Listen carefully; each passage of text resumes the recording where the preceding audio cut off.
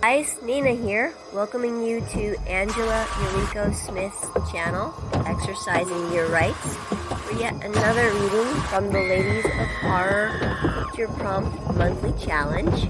If you'd like to know a little more about it, please visit spreadingthewritersword.com. And in the meanwhile, enjoy the reading. Hi, I'm Elaine Pascale, and it is my pleasure to read Kendra Hale's flash fiction piece, Digging Up Bones. You'll be so comfortable here. You really couldn't ask for a better view. The way the sun breaks through the branches and leaves as dusk and dawn hits is so tranquil. Heidi paused, taking a break as she brought her hand up to wipe the sweat from her brow. This overlook was one of her favorite places, and the breeze held just enough of a chill that the relief was a comfort. The water bubbled and spat as it churned just below them, the currents headed for greater waters. A soft and mirthful chuckle escaped her lips as she found the flow of the water relatable. When she spoke, there was a calmness in her tone, but that calm was a thin veil for the venom beneath its surface. All my life, I've been forced without reason or choice to mold myself to everyone's specific view of me.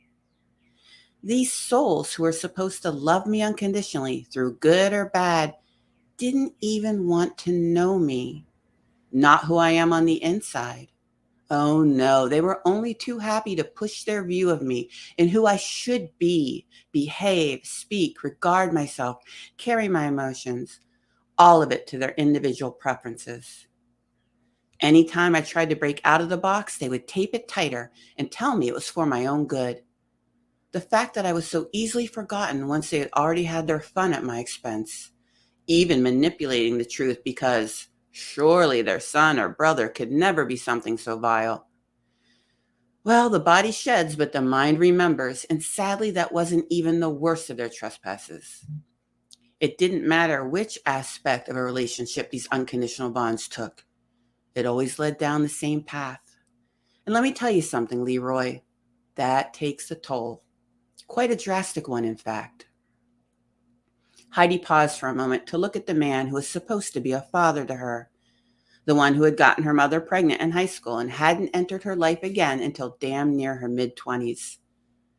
The thought of having family, one that wanted to know her and enfold her, had been all that she had desired in life. To belong and to have a safe environment where her words were heard and understood and not used as a weapon against her. But even that wish had been a fantasy. You know, your mother was so excited to finally meet me.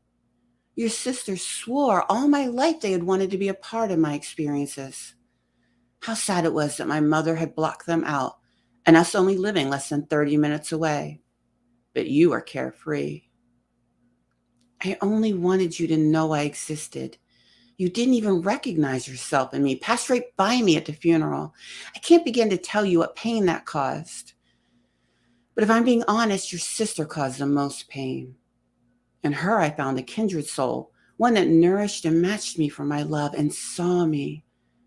But you took advantage of that bond and made me manipulate her into going to the hospital when her mind was in a state of delirium. The things she said broke me. Her words cut me deeper than I've allowed most to penetrate, for she knew my worst fears. As we sat in the hospital, she went from loving to screaming at me to get out and how dare I make decisions for her. Since when was I family? I was only there to take advantage of you all. Heidi took a deep breath to steady herself. She could hear the unsteadiness and the hitch her voice was giving.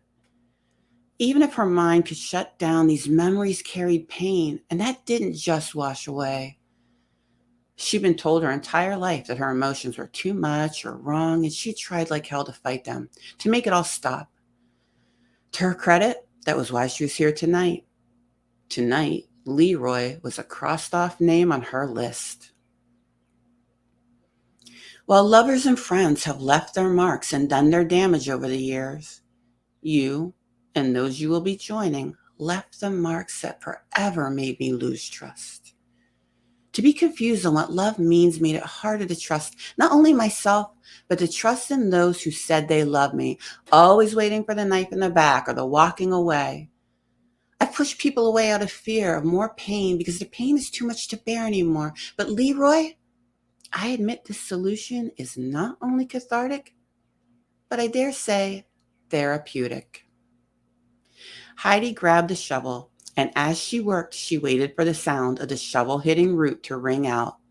For that was the only sound that would be heard this night, that and her own breath. As she watched the colors paint the sky a vivid hue, Leroy joined in with the others as a source of nutrition for the oak. It was a memory she had cherished and had made a true labor of her love. Who knew the tree sent home with her as a child for Arbor Day would be something to help heal the adult her? She patted the dirt and wiped her face one last time. She was crossing her pain out one by one and left with a smile on her face and never a thought to look back. Enjoy the view, Dad,